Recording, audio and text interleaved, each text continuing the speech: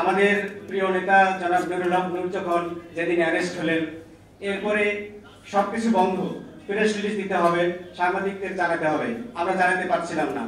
একটি মেসেজে ৬-৭ বার দিয়ে সেই মেসেজটি পাঠাই এবং সে প্রেস রিলিজ যখন পুলিশের কাছে পাঠায়, মিডিয়ার কাছে পাঠায়, এটা গোয়েন্দা সংস্থার নজরে যায় এবং তার একদিন পরেই আবু হানিফকে নারায়ণগঞ্জ থেকে অ্যারেস্ট করে এই হাসিনার পুলিশ।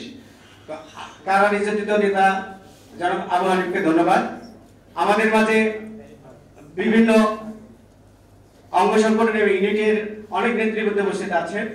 সকলকে আজকের এই মহতী অনুষ্ঠানে উপস্থিত থাকার জন্য বাংলাদেশ আইনজীবী অধিকার পরিষদের পক্ষ থেকে ধন্যবাদ জানাই।